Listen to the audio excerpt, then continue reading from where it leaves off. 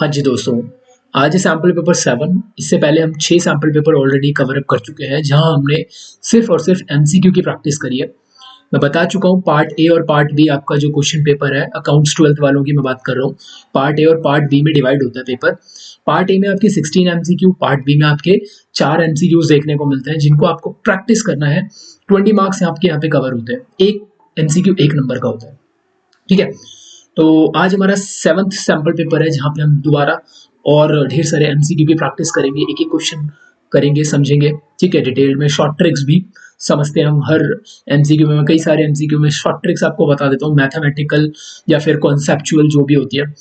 तो शुरू करते हैं क्वेश्चन नंबर 1 से अगेन।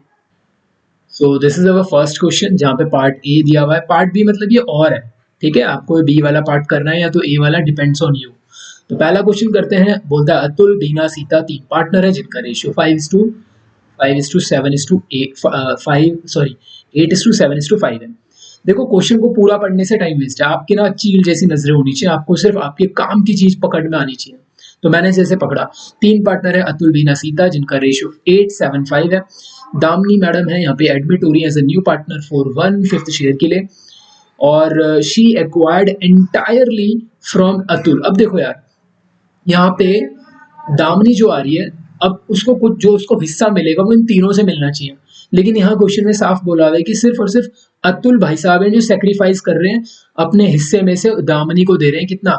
जितने के लिए वो आ रही है। कितने के लिए आ रही है? 1/5 शेयर के लिए आ रही है। तो मांगा क्या है? New profit sharing ratio after Damini's admission. तो चारों का न्यू रेशियो निकालना है आपको। तो हम यहाँ पे कर लेते हैं अतुल, बीना, सीता और दामिनी। देखो, दामिनी तो 1/5 के लिए आ रही है, तो उसका 1/5 रहेगा। बीना का रेशियो है आपका 7 अपॉन में कितना बन रहा है टोटल? 8, 7, 15, 5, 20। तो 7 अपॉन में 20, ठीक है जी। और सीता का हो जाएगा 5 अपॉन में 20, और अतुल का जो है पहले से 8 अपॉन में 20, ठीक है। लेकिन अतुल अपनी जेब से 1/5 दे रहा है किसको? दामिनी को, तभी तो दामिनी को 1/5 मिलेगा। बाकी बी और सी यानी बीना और सीता साइलेंट बैठे हुए, चुपचाप, वो कुछ भी अपनी जेब से सरेंडर नहीं कर रहे, ठीक है। तो अब इनका न्यू रेशियो पता कर लेते हैं। इनका तो यही रहेगा, लेकिन अतुल का चेंज हो जाएगा। तो यहाँ पर हम नीचे 5 को मल्टीप्लाई करते हैं 4 से, ताकि नीचे बेस बराबर हो जाए। 4 हमें ऊपर भी मल्टीप्लाई करना पड़ेगा, यही मैं सिखाते हुए आया हूँ अभी तक। बाकी आप एलसीएम लेके भी कर सकते हो, ऐसा कोई जबरदस्ती नहीं है, जिसको जैसा आता है। कुल मिला के यहाँ पे मैथ्स लगानी है, इस 2 फ्रैक्शन को माइनस करना है। करो। तो यहाँ पे आएगा नीचे 20, और ऊपर 4 जा 4 जा, तो यहाँ पे 4 आएगा। 4/20, 7/20, 5/20, 1/20। देखो, ये इसका आंसर है, यहाँ पे ढूंढो। ओके, लास्ट वाले को भी 20 बनाना पड़ेगा, तो इसको भी 4 से इंटू और 4 से इंटू करना पड़ेगा, तो ये बनेगा आपका 4/20। तो रेशियो कितना आ रहा है? 4:7:5:4। ये कहीं पे दिख रहा है तो बताओ। यस, बी इसका आंसर होना चाहिए, करेक्ट, ठीक है जी। चलो जी, अगर किसी और का कुछ और आंसर है, लगता है कि मैंने गलत निकाला है, तो मुझे कमेंट करके बता देना, मैं उसको देखूंगा, बट मैंने गलत नहीं निकाला है, मुझे पता है। रशिल, अभीर, 2 लोग हैं जिनका रेशियो 4:3 है। दे एडमिट करते हैं सुनील को as a new partner 3/4 share के लिए, विच ही एक्वायर्ड। अभी 3/7 के लिए आ रहा है, 3/7 की ले कैसे रहा है? बोलता है 2/7 शेयर फ्रॉम रशील से, एंड 1/7 शेयर फ्रॉम आभीर से। तो न्यू प्रॉफिट शेयरिंग रेशियो बता दो तीनों का। इजी है यार, ये रशील है, ये आपका आभीर है, और ये आपका तीसरा कौन था? सुनील है। तो सुनील भाई साहब जो है वो 3/7 के लिए आ रहे हैं, लेकिन ये 3/7 इनको दे कौन रहा है? ये आभीर है। तो ये दोनों अपनी अपनी जेब से कुछ ना कुछ दे रहे हैं इस क्वेश्चन में। अगर इनका रेशियो बात करूं तो इसका 4/7 था पुराना, इसका 3/7 है पुराना। ये अपनी जेब से कितना दे रहा है? 2/7, क्वेश्चन में लिखा हुआ है, ध्यान से पढ़ो। और ये अपनी जेब से दे रहा है 1/7। तो ऐसे में इसका बचा हुआ रेशियो यानी नया रेशियो कितना होगा रशिल का? तो नीचे बेस बराबर है, तो आराम से आप माइनस कर सकते हो, 2/7 आएगा, और यहाँ पर आएगा आपका 2/7। अब 2 कहीं दिख रहा है मेरे को? तो आंसर सी यहीं से दिखने लग गया, लेकिन फिर भी 2 2 3 आंसर होना चाहिए। C will be the correct answer, बिल्कुल सही। चलो जी, फटाफट आगे चलो, टाइम वेस्ट नहीं करना। मैं चाहता हूँ वीडियो 20 मिनट्स में मैं एमसीक्यूज कवर अप कर दूं। हालांकि मुझे समझाने में थोड़ा टाइम लगता है, कई क्वेश्चंस को मुझे डिटेल में बताना भी पड़ता है, इसीलिए मेरा वीडियोस आपको 45 मिनट 48 मिनट की दिख रही होंगी, बट कोई नहीं। अब है बोरिस और चेतन, जिनका रेशियो 5:3:2 है। Boris was guaranteed a profit, Boris को गारंटी दी गई है कि भाई साहब आपको हम 95,000 मिनिमम प्रॉफिट तो दिलवाएंगे, आप हमारे साथ एक बार पार्टनरशिप में आ जाओ। अगर किसी भी साल लॉस होगा तो हम आपको 95,000 का प्रॉफिट देंगे ही देंगे, मिनिमम इतना रहेगा, आपका प्रॉफिट पक्का है। कोई डेफिशिएंसी अगर आती है, प्रॉफिट में अगर कोई कमी आती है, तो उसको कौन बॉर्न करेगा, बेयर कौन करेगा? बॉर्न एक बेयर की सेकंड फॉर्म होती है ना, उसको बेयर करेगा अभा और चेतन इक्वली, दोनों आधा आधा अपनी अपनी जेब से, अपने अपने अकाउंट से आपको पूरा करके देंगे 95,000। द प्रॉफिट कितना कमाया? 2 लाख रुपए का, फर्म को प्रॉफिट हुआ 2 लाख का। तो यहाँ पे एडमिट हो रहा है क्या? नहीं, एडमिट नहीं हो रहा ना, तो हम हमारे को तीनों के रेशियो दिया है। हम एक काम करते हैं, वो पूछ भी रहा है कि the amount given by Abhay to Boris, ठीक है, as a guarantee amount will be. तो बोरिस को अभय कितना बॉन्ड करेगा डेफिशिएंसी, तो पहले तो डेफिशिएंसी पता करते हैं बोरिस को कितना हो रहा है। एक तो यार क्वेश्चन में ना नाम ऐसे होता है ना, मैं खुद बोलने में कंफ्यूज हो जाता हूँ कई बार, बट एनीवेज अभी हम एक काम करते हैं, 2 लाख का प्रॉफिट है, इस 2 लाख के प्रॉफिट को तीनों लोगों में बांटते हैं। तीन लोगों का मतलब है अभय, बोरिस और चेतन। अब ये थोड़ा स्टार बना देते हैं इसके ऊपर, ये एक स्पेशल आदमी है, इसको गारंटी दी जा रही है ना। रेशियो इनका है 5:3:2, 5 3 8 2 10, 20,000 इंटू 5 करेंगे तो 1 लाख आएगा, 1 लाख। इसको मिलेगा 20 3 60,000, जबकि इसको वादा किया गया था 95,000 का, और सी को मिलेगा 40,000। ठीक है, अब इस भाई साहब को यहाँ पे कितने कम पड़ रहे हैं 95 के लिए? कितने कम पड़ रहे हैं? 35,000 कम पड़ रहे हैं, और 35,000 दोनों लोग देंगे, थोड़ी अपनी जेब से ये देगा, थोड़ा अपनी जेब से सी देगा। लेकिन पूछा यह है कि अभय कितना देगा, तो यार 35 का आधा कर लो ना, आधा ये देगा आधा ये देगा, 35 का आधा होता है 17,500। ठीक, तो इसका आंसर होगा 17,500, करेक्ट आंसर। आ जाओ थर्ड क्वेश्चन पे, आ जाओ जी फटाफट, टाइम बचाएंगे आपकी बार। ये वीडियो पहले वीडियो से भी कम की रिकॉर्ड होनी चाहिए, मेरा टारगेट किया है, बट मैं समझाने में कंजूसी नहीं करने वाला, अगर लगता है कहीं समझाना है तो मैं बता दूंगा। आव्या, मितांश, परवीन, 3 लोग हैं। 31 मार्च 2023 को फॉर्म बंद की जा रही है। क्रेडिटर्स, जो हमारे क्रेडिटर्स हैं, अब उनको हमें पे करना होता है, लेकिन वो हमारा एक फर्नीचर उठा के ले गए जिसकी वैल्यू 50,000 की थी, लेकिन वो 45,000 में सेटल करके ले गए। ऐसे ही है ना, credited to over a furniture book value जिसकी 50,000 थी एट 40,000 में in part settlement of their amount 60,000। ध्यान से सुनना, क्रेडिटर थे 60,000 के, हमारा एक फर्नीचर 50,000 का था, उनको वो पसंद आ गया, वो उसको 45,000 में ले गया। उन्होंने कहा हम नहीं मानते इसको 50,000 का, हम इसकी वैल्यू 45,000 मानेंगे, हमें दे दो। तो हमारा फर्नीचर तो खत्म हो गया हमारी बुक से। हमारे क्रेडिटर कितने के खत्म हो गए? 45,000 के, ठीक है ना, क्योंकि ये पार्ट सेटलमेंट में लेकर गए। ठीक, तो हमारे क्रेडिटर 45,000 के कम हो जाएंगे। बोलता है the balance amount paid to them through cheque, बाकी का पैसा उनको चेक से पे करा।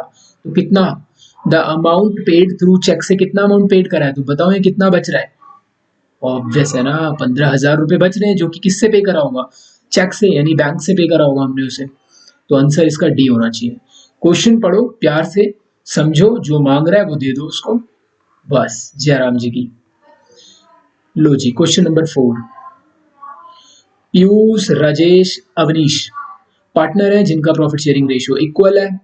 चील की नजर, ठीक है, उतना ही पढ़ो जितना आपका काम का है, और ये तब आएगा जब आप थोड़ा प्रैक्टिस करेंगे, इससे स्पीड भी बढ़ेगी आपकी। Shiva was admitted, Shiva admit हो गया न्यू पार्टनर के तौर पे फॉर एन इक्वल शेयर, ठीक है, इक्वल शेयर के लिए आ रही है। Shiva brought his share of capital, Shiva brought his share capital and premium in cash, तो ये कैपिटल लेकर आ रहा है, प्रीमियम फॉर गुडविल लेकर आ रहा है, और कैश में लेकर आ रहा है।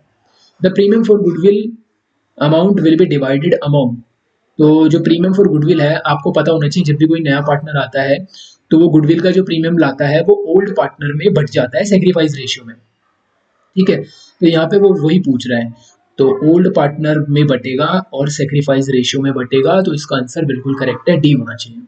क्वेश्चन नंबर 5 अगर हम देखें तो एलेक्स, बेन और कोल 3 पार्टनर है जिनका रेशियो 5:3 है। ठीक है, चील की नजर यहाँ पे यूज करनी है आपको, सिर्फ वही चीज पकड़नी है जो आपके काम की है। अब यहाँ पे एडमिट हो रहा है डोना, एक नया पर्सन है जो कि 1/5 शेयर के लिए आ रहा है। डोना एग्री करता है to contribute the proportionate capital, but बताई नहीं है कितनी कैपिटल, लेकिन कैपिटल लेकर आ रहा है। On the date of admission के डेट पर कैपिटल ऑफ एलेक्स, बेन और कोल की जो कैपिटल है आफ्टर ऑल एडजस्टमेंट दी हुई है आपको 1, 20, 80 और 1 लाख की। ठीक है, और अब आपसे पूछ रहा है कि the amount of capital brought in by Dona, Dona कितनी कैपिटल यहाँ पर लेकर आई है।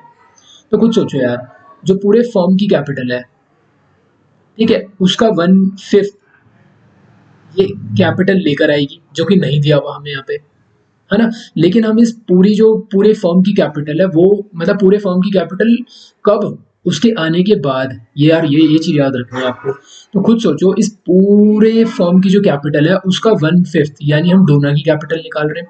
तो अगर हम बचे हुए पार्टनर की कैपिटल निकालेंगे तो कैसे निकालेंगे, 4/5 करके, जो कि यहाँ पे गिवन है आपको, है ना। और ये तीनों कैपिटल एडजस्टमेंट करने की बाद की है, मतलब इसमें पुराना जो इनका हिसाब किताब है वो सारा एडजस्ट हो चुका है। अब डूना के आने के बाद की कैपिटल है ये तीनों की, चारों लोगों की कैपिटल नहीं है, सिर्फ 3 लोगों की कैपिटल है। तो मतलब वो 4/5 को रिप्रेजेंट कर रही है। टोटल करो उनकी कैपिटल, 1,20,000 प्लस 80 2 लाख, 2 लाख और 1 लाख 3 लाख, मतलब जो भी पूरे फॉर्म की कैपिटल है उसका 4/5 अगर हम करते हैं तो ये 3 लाख निकल कर आता है। ठीक है, अब एक बार अगर मुझे पूरे फॉर्म की कैपिटल पता लग गई तो मैं यहाँ पे डोना की कैपिटल आराम से निकाल सकता हूँ, उसका 1/5। तो अब इसको निकालो, इस क्वेश्चन मार्क की जो सर्कल है इसकी वैल्यू बताओ मुझे। ये रेसिप्रोकल हो जाएगा, 5 ऊपर मल्टीप्लाई 3 लाख से एंड डिवाइड 4 से, तो 3 lakh multiply by 5 divided by 4, तो कितना आएगा ये। तो इसको सॉल्व कर लेते हैं हम एक बार। तो 3 लाख इंटू 5 होता है 15 लाख। 15 लाख के 4 टुकड़े करने, पहले 2 टुकड़े, 7.5, 7.5 का फिर एक और, 3,75,000, 7,75,000। ठीक है ना। अब इसका हमें 1/5 निकालना है क्योंकि हमें ये वैल्यू मिल गई है। टोटल जो फॉर्म की कैपिटल है वो 3,75,000 है, और यहां से देखो 1/5 ना भी निकालो ना तो खुद सोचो यार, 3 लोगों की कैपिटल 3 लाख है और इन टोटल फॉर्म की कैपिटल 3,75,000 है। तो टोटल फॉर्म में वो 4 लोग आ रहे हैं, 1, 2, 3, 4, और इसमें 3 लोग आ रहे हैं, 1, 2, 3, 4, तो ये चौथे की कैपिटल 75,000 होनी चाहिए। ठीक है, नहीं भी आ रही तो आप यहाँ पे एक बार निकाल के देख लो। 3,75,000 का 1/5 कितना करोगे आप, तो 5 7 जा 35 एंड 5 5 जा 25, 3 0 और लगा दो, 75,000 डोना की कैपिटल बनेगी। आंसर ए इसका ठीक आंसर होना चाहिए। ठीक है, तो आपको जो कैपिटल 3 लोगों की दी है, आप उसका रेशियो भी आपको गिवन है। कैसे, 1/5 किसका है, डोना का, तो भाई बाकी तीनों का कितना होगा, 4/5 होगा। ठीक है, 5 में से 1 डोना का है, तो 5 में से 4 उन 3 लोगों का है, और उन 3 की कैपिटल्स दी है। तो रेसिप्रोकल करोगे तो आपको पूरी फॉर्म की कैपिटल पता लगेगी। उसमें से आप क्या करो, उन तीनों की कैपिटल हटा दो, माइनस भी कर सकते थे। पूरे फॉर्म की कैपिटल आ रही थी 3,75,000, है ना, और उसमें से उन 3 लोगों की कैपिटल 3 लाख थी, तो बाकी जो बची हुई कैपिटल है वो चौथे बंदे की होगी। बाकी आप उसका 1/5 भी निकालते तो बात वही बनती। तो अब हमारे 5 क्वेश्चन हो गए, चलते हैं 6th क्वेश्चन पे।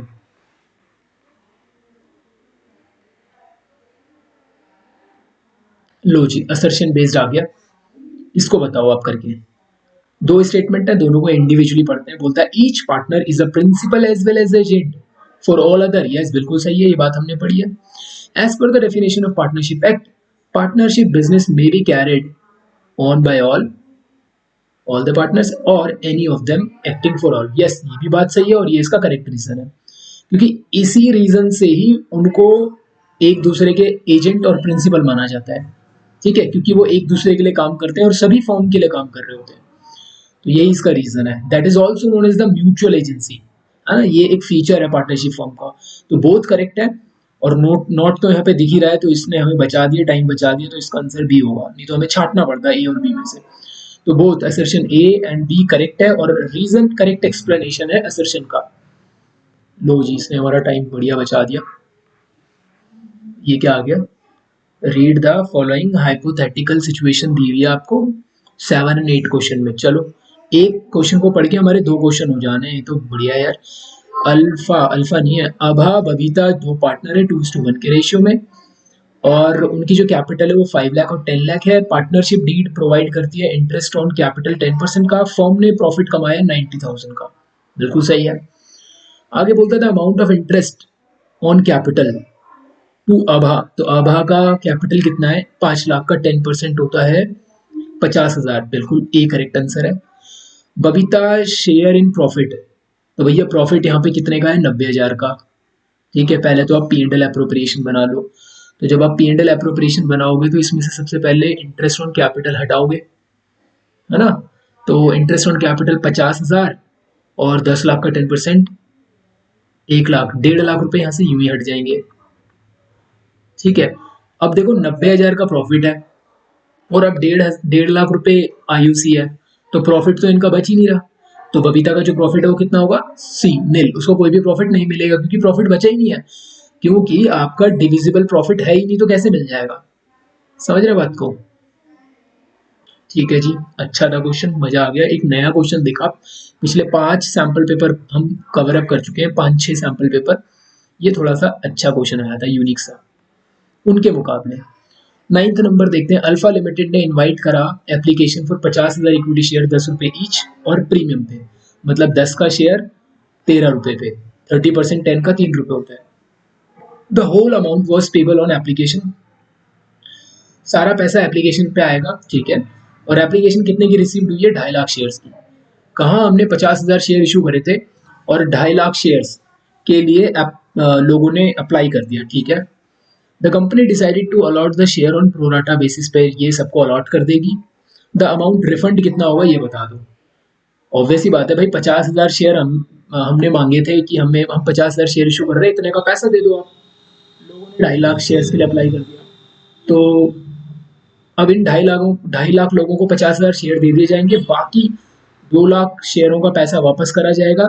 सब ने 13-13 रुपए दिए होंगे, तो 26 लाख रुपए बनता है, वो हम वापस कर देंगे। 26 लाख आ रहा है डी में, answer D will be the correct answer. ठीक है जी, चलो आगे भागते हैं फटाफट 10 पे। ये लोग दोनों को उड़ाते हैं एक साथ। कहते हैं reserve capital is a part of dash capital which can not be called excerpt at the time of winding up. पिछली वीडियो में भी आया था, उससे पहले वीडियो में भी ये क्वेश्चन आया था, लेकिन अलग अलग तरीके से आया था। तो this is basically uncalled capital, इसका आंसर मैं पहले बता दूं फिर आपको एक्सप्लेन करता हूँ। ठीक है, मान लेते हैं 10 रुपए का शेयर है, कंपनी ने एप्लीकेशन अलॉटमेंट और फाइनल कॉल मतलब 8 रुपए मांग लिए, लेकिन 2 रुपए नॉट येट कॉल्ड, अभी तक मांगा नहीं है, तो ये रिजर्व कैपिटल है। This is called the reserve capital. अभी इसको बचा के रखा है आगे के लिए। आगे कब के लिए, तो वाइंडिंग अप के लिए। जब भी कंपनी वाइंडिंग अप होगी इस पैसे को तब इस्तेमाल किया जाएगा। ठीक है, सो 8 रुपए जो मांगे हैं this is the called up capital, called up capital. And 2 रुपए जो अभी नहीं मांगे हैं this is the uncalled capital.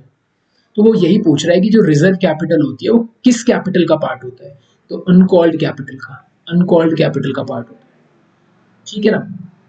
आइए 11th क्वेश्चन देखते हैं एक बार।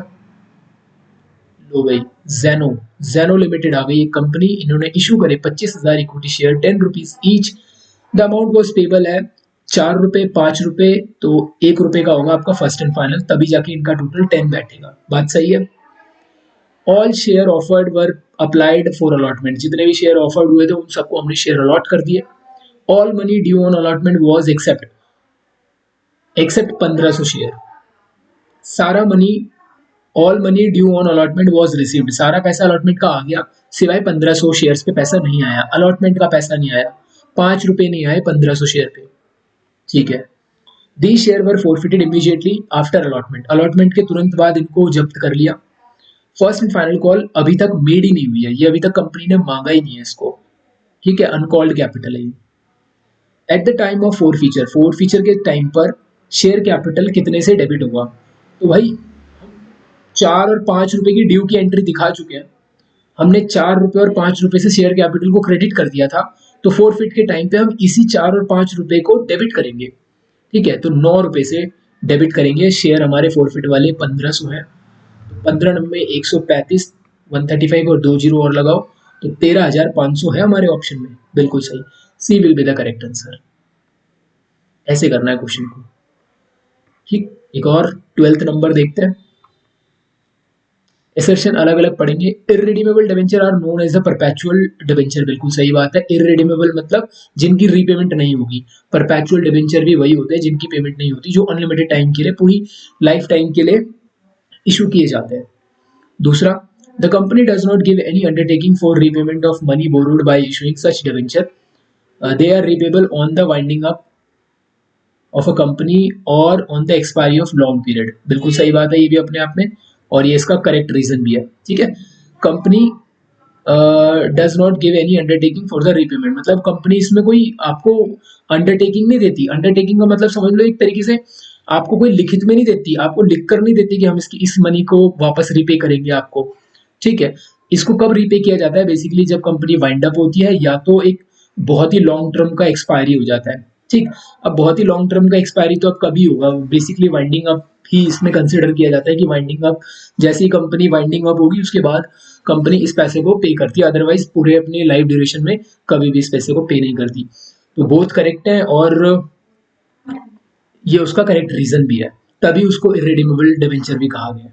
ठीक है, कहीं ना कहीं इररिडीमेबल डिबेंचर का रीजन बता दिया आपको नीचे। ठीक है, नेक्स्ट हम 13 पे आते हैं। देख तो छोटा सा क्वेश्चन रहा है ये। मनी रिसीव्ड इन एडवांस, अगर आपको मनी एडवांस में रिसीव हो रहा है अपने शेयर होल्डर से, before it actually called up, अभी मांगा नहीं था लेकिन एडवांस में आ गया, तो आपके लिए कोई पैसा जो एडवांस में आता है वो लाइबिलिटी होती है, और लाइबिलिटी हमेशा क्रेडिट में शो करी जाती है। और किस नाम से करी जाएगी, तो क्रेडिट एक ये भी है एक ये भी है, तो इसको आप कॉल इन एडवांस के नाम से, इस नाम से आप मेंशन करेंगे, कॉल इन एडवांस अकाउंट। तो इसका बी आंसर होना चाहिए यहाँ पे। ठीक है, इसका एक और पार्ट भी है मेरे को लगता है, हाँ एक और है, 13th का एक और पार्ट है जी, ये इसको कर लेते हैं एक बार। अरे यार ये तो कितनी बार आया हुआ क्वेश्चन है। ऐसी सिक्योरिटीज या invitation to the subscribe security to a select group of this, तो प्राइवेट प्लेसमेंट ऑफ शेयर्स, मैंने बहुत बार इसे एक्सप्लेन किया हुआ है। ठीक है जी, वैसे आपको सारे पता होने चाहिए इनका मीनिंग सबका, ई शॉप क्या होता है, बायबैक क्या होता है, स्वेट इक्विटी क्या होता है, प्राइवेट प्लेसमेंट ऑफ शेयर क्या होता है। तो जब सेलेक्ट ग्रुप ऑफ पर्सन को आप कोई स्टॉक इन्विटेशन देते हो सिक्योरिटीज लेने का, सिक्योरिटी मतलब शेयर्स, डिबेंचर, बॉन्ड, तो उसको प्राइवेट प्लेसमेंट ऑफ शेयर्स कहा जाता है। इतना याद रखना है, थ्योरेटिकल क्वेश्चन है। आइए क्वेश्चन नंबर 14 देख लेते हैं एक बार, दोनों देखेंगे। Share of ₹100 on which 80 received is forfeited, देखो 100 रुपए का शेयर था, 80 रुपए जब्त हुए, मतलब 80 रुपए और 20 रुपए रहा होगा, 100 रुपए का टोटल, ये उन्होंने पे कर दिया था, यहाँ पे वो फेल हुआ होगा, ये कंपनी को फायदा हो गया, फॉरफिट।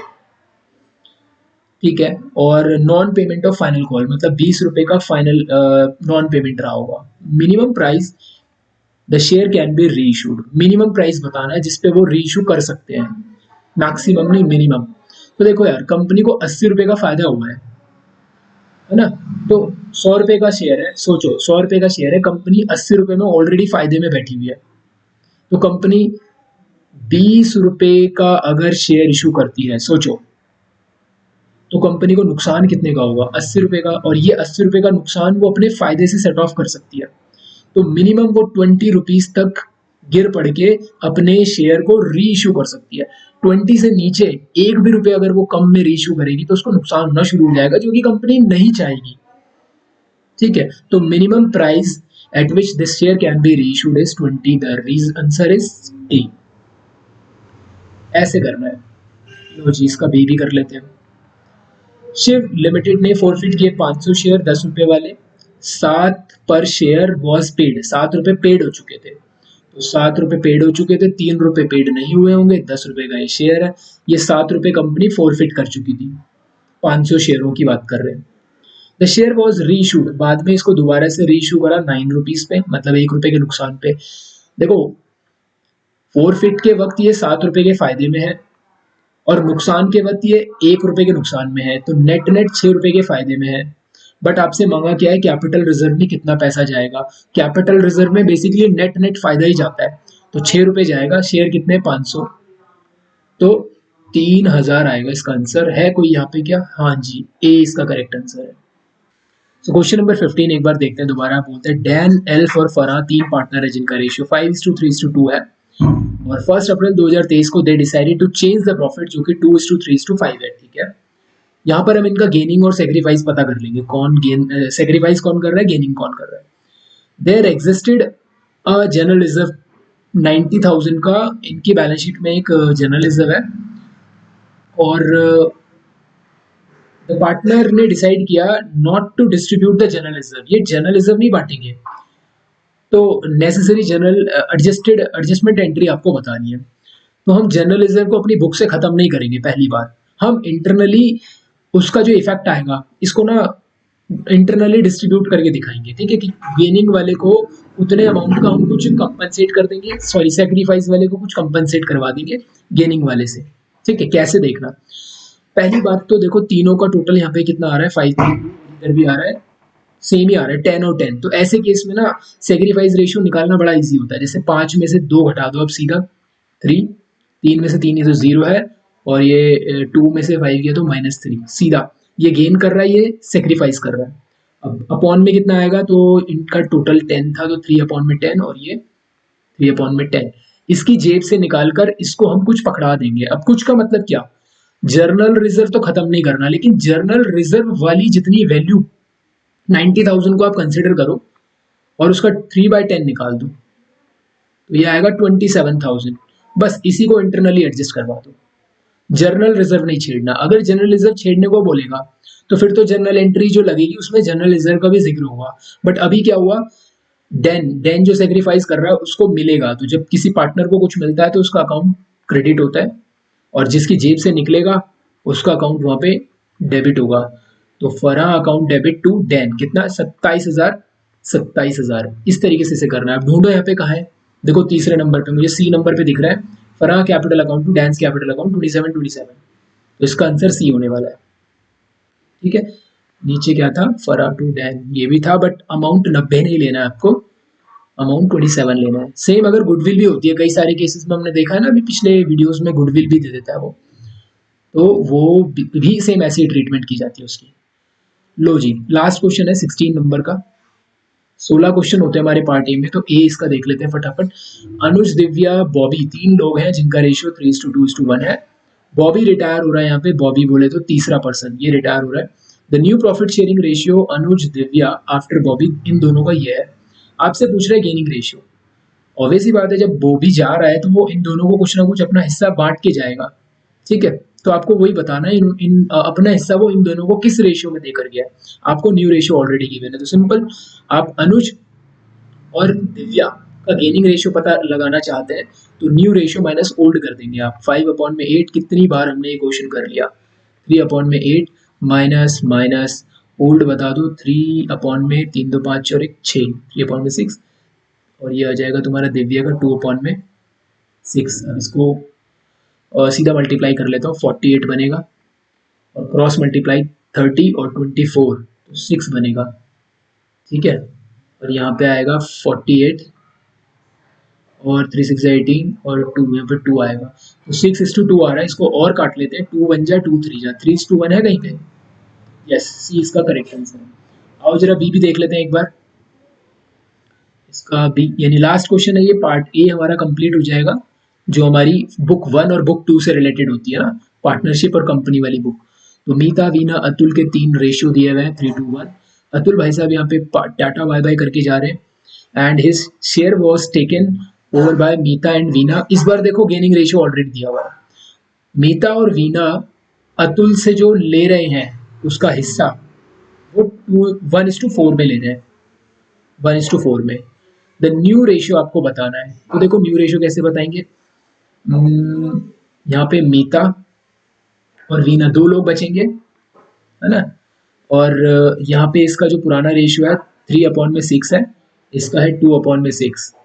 अब इसको मिलेगा, जो जा रहा है, जा कौन रहा है, अतुल, अतुल का हिस्सा कितना है 1/6, तो 1/6 का 1/5 इसने ले लिया, और अतुल का 1/6 का 4/5 इसने ले लिया, तो कितना आएगा, 3/6 माइनस, सॉरी माइनस नहीं प्लस मिलेगा इसको, 1/30, 1/30।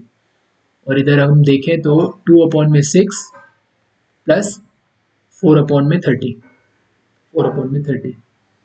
ठीक है जी। अब इसको सॉल्व कर लो।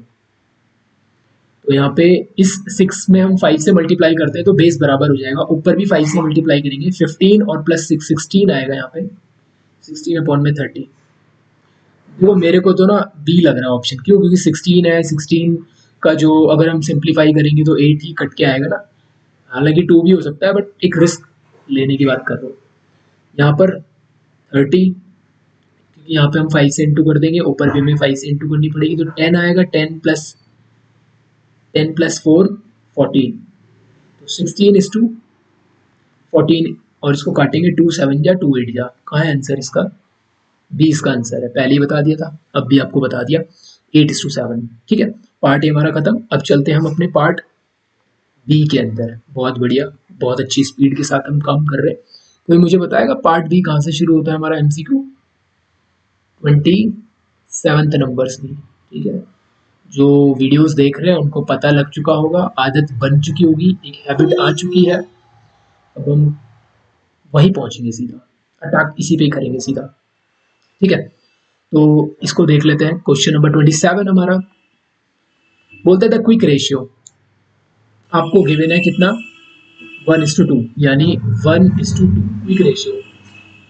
Which of the following will be the result in a increase in the ratio. अब रेशियो इंक्रीज कैसे होता है मैं आपको कई बार बता चुका हूँ। रेशियो इंक्रीज कैसे होगा? ऊपर में कुछ ऐड हो जाए, नीचे वैसे का वैसे ही रहे। ठीक है, या फिर नीचे कुछ माइनस हो जाए, ऊपर वैसे का वैसे ही रहे। ठीक है, यही दो रीजन है जिनकी वजह से आपका ratio ultimately final ratio net net increase हो जाता है। तो क्विक रेशियो का मतलब पहले समझ में आना चाहिए हमें। क्विक रेशियो मतलब है करंट एसेट जो है, पहले तो मैं पूरा लिख देता हूँ, क्विक एसेट अपॉन में करंट लाइबिलिटी। अब क्विक एसेट का मतलब क्या है? तो जो आपके करंट एसेट हैं उनमें से कुछ करंट एसेट को बाहर कर देते हैं, जैसे कि स्टॉक को बाहर कर देते हैं, है ना, और प्रीपेड एक्सपेंस को बाहर कर देते हैं। तो प्रीपेड एक्सपेंस को हम बाहर कर देते हैं अपॉन में current liability as it is. तो बोलता है cash received from debtor, debtor से पैसा आया। अब देखो, अगर डेटर से पैसा आया है तो आपका कैश बड़ा होगा, और कैश हमारा करंट एसेट का पार्ट होता है, तो ऊपर ऐड हुआ होगा। ठीक है, डेटर कम हुए होंगे तो डेटर भी हमारे करंट एसेट का ही पार्ट होते हैं, ऊपर ही माइनस हो गया, नीचे वैसे का वैसे ही। तो इसमें तो कोई फर्क ही नहीं आया, ऊपर प्लस हुआ माइनस हुआ, नीचे वैसे का वैसे ही वैल्यू है, तो इसको छोड़ देता है। सेल गुड्स ऑन क्रेडिट, आपने गुड्स बेचा, तो गुड्स बेचा तो स्टॉक पे फर्क पड़ा होगा, लेकिन क्विक एसेट पे फर्क नहीं पड़ा। क्विक एसेट का मतलब क्या है? वो सारे करंट एसेट स्टॉक को छोड़ के। तो गुड्स बेचा है तो गुड्स स्टॉक कम हुआ होगा आपका, लेकिन ऊपर करंट एसेट में यानी क्विक एसेट में फर्क नहीं पड़ा है। और उधार में बेचा है तो डेटर बढ़ गए होंगे, समझ रहे हो? तो ऊपर डेटर बढ़ गया, नीचे वैसे का वैसे ही है। तो ये एक पोजीशन है जहां पर आपका रेशियो इंक्रीज हुआ होगा। एक बार और तीसरा भी देख लेते हैं, आंसर तो इसका बी है, पता लग गया। Purchase goods on credit, goods खरीदा तो स्टॉक गया होगा और लाइबिलिटी बढ़ी होगी, तो नीचे इंक्रीज हुआ लाइबिलिटी, ऊपर कोई चेंज नहीं आया। ऊपर चेंज आया लेकिन वो स्टॉक में आया, क्योंकि हमें कौन सी करंट एसेट चाहिए स्टॉक के अलावा। तो ऊपर तो कोई चेंज आया नहीं हमारे अल्टीमेटली क्विक एसेट्स के अंदर, तो ये भी नहीं है। इससे तो उल्टा डाउन ऑन हो रहा है। हमें तो कैसा चाहिए? वो वाला इफेक्ट चाहिए जिससे रेशियो में इंक्रीमेंट आएगा। तो अभी तक बी आंसर आया है इसका। फिर परचेज गुड्स करें कैश में, तो ऊपर करंट एसेट बढ़ेगा और स्टॉक बढ़ेगा, है ना। तो उसको तो हम छोड़ ही देते हैं इसमें, क्योंकि क्विक एसेट में स्टॉक आता नहीं है, नीचे फर्क पड़ा नहीं है, तो ये भी अल्टीमेटली रेशियो को इंक्रीज ही कर रहा है, ये भी इंक्रीज कर रहा है। परचेज गुड्स, स्टॉक बढ़ेगा, सॉरी कैश जाएगा, माइनस करेगा नहीं, तो ये डाउन कर रहा है। गलत बोल दिया मैंने, बी इसका करेक्ट आंसर होना चाहिए। ठीक है, 28 आ जाओ, फटाफट बताओ, खुद से बताओ। 28 नंबर बोलता है आइडेंटिफाई करो which of the following transaction will result in cash flow. Cash inflow, याद रखना इनफ्लो लिखा हुआ है, पैसा आया ऑपरेटिंग एक्टिविटी से। पेमेंट कर रहे हो क्रेडिटर को तो पहले तो पैसे जा रहा है, इंटरेस्ट रिसीव्ड पैसा आ रहा है, डिविडेंड रिसीव्ड पैसा आ रहा है, अमाउंट रिसीव्ड पैसा आ रहा है। लेकिन ये जो इंटरेस्ट रिसीव्ड हो रहा है बाय नॉन फाइनेंसिंग कंपनी, तो ये आपका इन्वेस्टिंग एक्टिविटी का पार्ट है, ठीक है। डिविडेंड रिसीव्ड होना भी आपका इन्वेस्टिंग एक्टिविटी का पार्ट है, और अमाउंट डेटर से जो पैसा मिल रहा है ये आपका ऑपरेशनल पार्ट है, ऑपरेटिंग एक्टिविटी का पार्ट है, पैसा आ रहा है, तो इनफ्लो मांगा हुआ था, आंसर विल बी डी, ठीक है। नेक्स्ट बोलता है एनालिसिस ऑफ फाइनेंशियल स्टेटमेंट। मैं कई बार बता चुका हूँ फाइनेंशियल स्टेटमेंट का मतलब क्या होता है, 4 डॉक्यूमेंट्स मैंने आपको बताए थे, ठीक है। कमेंट्स करेंगे जिनको पता है, और एनालिटिकल टूल्स भी आपको पता होना चाहिए। थर्ड बुक के अंदर हमारे एनालिटिकल टूल्स क्या क्या बताए गए हैं, इनका क्वेश्चन बन जाता है, और बने भी हैं, हमने प्रीवियस सैम्पल पेपर में देखा भी है। बोलता है which of the following users is particularly interested in the firm's ability to meet their claims on claims over a very short period of time, ठीक है। तो इनमें से बोलता है कि analysis of financial statement is useful and significant to different users. हर किसी का अपना अपना पर्पज है एनालिसिस करने का फाइनेंशियल स्टेटमेंट को। तो इनमें से जो यूजर्स हैं वो कौन से यूजर्स हैं, जो फॉर्म्स की एबिलिटी को चेक करना चाहते हैं कि शॉर्ट टर्म पीरियड में वो अपने क्लेम्स को, अपनी लाइबिलिटीज को पे कर पाएगा कि नहीं। तो इनमें से कौन से ऐसे लोग हैं, ट्रेड पेबल्स ही होंगे मेरे ख्याल से, क्योंकि ट्रेड पेबल्स हमारे क्रेडिटर्स लोग होते हैं, है ना, जो हमें गुड्स उधार पे देते हैं। तो वो पहले चेक करते हैं कि क्या फॉर्म एबल है पे करने के लिए अपने शॉर्ट टाइम में अपना डेट चुकाने में। ट्रेड पेबल क्या है, जो 12 महीने के अंदर जिनको हमें पे करना होता है। अगर हमारी बैलेंस शीट, हमारे बिजनेस एबल ही नहीं है शॉर्ट टर्म लाइबिलिटी क्लेम्स को पे करने के लिए, तो फिर वो हमें गुड्स देंगे भी नहीं, ठीक है। तो ये यूजर्स हैं जो हमारी फाइनेंशियल स्टेटमेंट के अंदर जो शॉर्ट पीरियड ऑफ टाइम के क्लेम्स हैं उनको बेसिकली चेक करने की कोशिश कर रहे होते हैं, उनको एनालिसिस करने की कोशिश कर रहे होते हैं, ठीक है। बाकी सब अलग अलग यूजर्स का अलग अलग मोटिव होता है, यहाँ पे जिसका मोटिव पूछा हुआ था वो आपको बताना है। नेक्स्ट देखते हैं इसके अगला जो चॉइस में आपको दिया हुआ है, कहता है डैश रेशियो। अब रेशियो कौन सा है ये बताना है ना, तो आपको रेशियो कितने याद है वो देखना पड़ेगा। एक मिनट। तो are calculated to determine the ability of business to service its debt in long run. Long run में आप डेट चुका पाओगे कि नहीं, उसकी एबिलिटी कौन सा रेशियो बताता है। तो इसकी एबिलिटी आपको पता चलती है सॉल्वेंसी रेशियो से, ठीक है ना, क्योंकि लिक्विडिटी रेशियो तो आपकी शॉर्ट टर्म डेट को पे करने की क्षमता को बताता है, लेकिन सॉल्वेंसी रेशियो आपके लॉन्ग रन के डेट को पे करने की क्षमता को बताता है। तो इसका करेक्ट आंसर सी होने वाला है यहाँ पे। और अब आते हैं हम अपने लास्ट क्वेश्चन पे, 30th नंबर पे, और हमारा आज का सैम्पल पेपर होगा खत्म। यहाँ पर भी 2 क्वेश्चन लगे हुए हैं, दोनों को हम एक एक करके पढ़ लेते हैं। 30th नंबर पे बोलता है transaction acquisition of machine, machine खरीदने की बात कर रहा है, bye issue of equity share. आपने इतने रुपए के इक्विटी शेयर इशू कर दिया और बदले में मशीन खरीद ली, विल रिजल्ट इन, तो इसका आंसर है डी। यहाँ पे कैश ना आया ना गया, भाई आपने मशीन खरीदी और बदले में शेयर इशू कर दिया, तो कैश फ्लो में तो कोई फर्क ही नहीं पड़ रहा, तो no cash flow in this transaction, ठीक है। लास्ट क्वेश्चन इसका, transaction capital gain tax paid. अब आपने कोई टैक्स है वो आपने पे करा है, पैसा गया होगा। On sale of fix asset, आपने अपने कोई फिक्स एसेट है उनको बेचा और उस पर आपने कैपिटल गेन टैक्स पे करा। Is classified under which of the following, तो ये जो टैक्स आपने पे करा है ये किस कैटेगरी में बेसिकली मेंशन किया जाएगा, शो किया जाएगा। तो क्योंकि इन्वेस्टिंग एक्टिविटी का पार्ट है, आप वहाँ पे कुछ बेच रहे हो और वहाँ पे ही आप टैक्स पे कर रहे हो, तो वहीं पर वो आउटफ्लो मेंशन किया जाएगा। इन्वेस्टिंग एक्टिविटीज का राइट आंसर होना चाहिए। सो हमारे सारे एमसीक्यू आज के सैम्पल पेपर 7 के कंप्लीट हो चुके हैं। होपफुली आपने भी सभी क्वेश्चंस को एक एक करके पेन पेपर का इस्तेमाल करके सॉल्व किया होगा और अपना स्कोर चेक किया होगा कि आपका क्या स्कोर बन रहा है। कोई भी डाउट, किसी भी तरीके का कंफ्यूजन अगर किसी क्वेश्चन में है तो आप मुझे कमेंट्स करें। नेक्स्ट वीडियो में मैं उसको एक्सप्लेन करने की पूरी कोशिश करूंगा। कोशिश क्या मैं करूंगा, ऑब्वियस सी बात है। और एग्जाम से पहले पूरे 20 सैम्पल पेपर्स कवर करने का टारगेट है और उसको अचीव करेंगे। आप लोगों का सपोर्ट चाहिए होगा, आप लोग चैनल को सब्सक्राइब कर लें ताकि आपको सारी वीडियोस नोटिफिकेशन सब आता रहे। और अपने जो फ्रेंड्स हैं जिनका भी एग्जाम्स है 12th अकाउंटेंसी का अपकमिंग इस नेक्स्ट 1-2 वीक में, उनको भी इस वीडियो को शेयर करेंगे, ठीक है। तो आज की वीडियो में इतना ही। नेक्स्ट वीडियो में मिलेंगे एक नए एमसीक्यू के साथ, बेसिकली नए सैम्पल पेपर के साथ। सैम्पल पेपर 8 हमारा होगा। So till then keep practice, take care, bye bye, signing of.